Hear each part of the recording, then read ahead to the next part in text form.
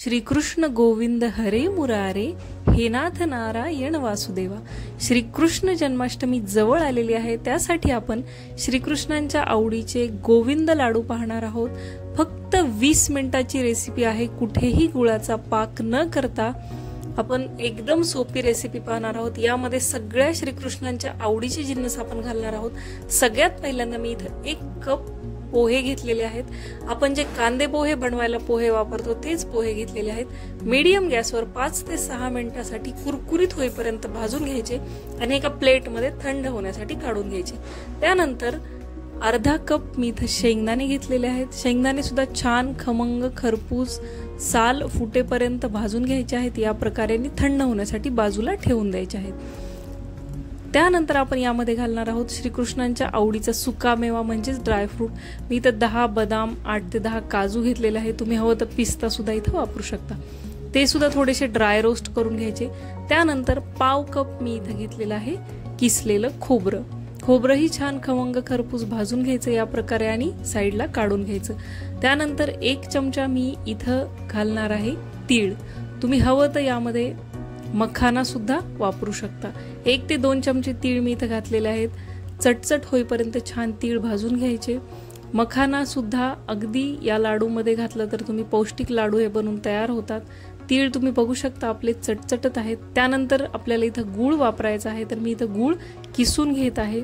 तुम्हाला हवं असेल तर तुम्ही मखाना किंवा टरबूजाच्या बिया सुद्धा यामध्ये घालू शकता। हे लाडू 1 ते 1.5 महिन्यापर्यंत अगदी छान टिकतात। लहान मुलासाठी तर ही खूप छान हेल्दी अशी रेसिपी आहे।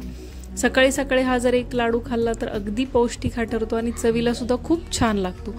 तर इथं आपण वापरणार आहोत पाऊण ते 1 कपापर्यंत गूळ। तुम्हाला जर मीडियम गोड आवडत असेल तर पाऊण कप गूळ घालू शकता। थोडंसं जास्त गोड आवडत असेल तर 1 कप गूळ तुम्ही घालू शकता। गुळाची पावडर जरी तुम्ही वापरली तरी काहीच हरकत नाही। पोहे आपले थंड झालेले आहेत, तुम्ही बघू शकता छान भाजल्यामुळे पोह्यांचा इथं चुरा होत आहे। या प्रकारे सगळ्यात पहिल्यांदा मिक्सरला पोह्याची पावडर बनवून घ्यायची। आपलं रव्याचं जसं टेक्स्चर असतं त्यासारखी इथं पावडर बनवून तयार आहे। तुम्ही बघू शकता रव्यासारखं हिचं टेक्स्चर झालं पाहिजे। त्यानंतर मिक्सरच्या भांड्यामध्ये मी बाकीचे जिन्नस घातलेले आहेत। शेंगदाणे, आपण भाजून घेतलेले ड्राय फ्रूट्स, तीळ आणि सुकं खोबरं हे सगळं पहिल्यांदा मिक्सरला बारीक वाटून घ्यायचं। त्यानंतर यामध्ये आपण किसून घेतलेला गूळ घालायचा आणि मिक्सरला वाटून घ्यायचं। सोबतच मी छान चव लागण्यासाठी इथं थोडंसं जायफळ सुद्धा घातलंय। तुम्ही हवं तर वेलची पूड सुद्धा इथं वापरू शकता। सगळं मिश्रण छान मिक्स झालेलं आहे।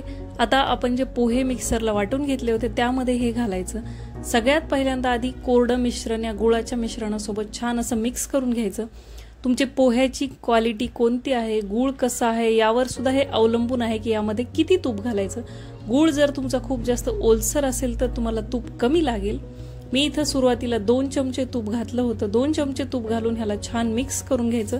जर तुम्हाला मिश्रण थोडंसं कोरडं वाटलं तर आणखी 1 चमचा तूप तुम्ही घालू शकता किंवा काहीही गरज नाही।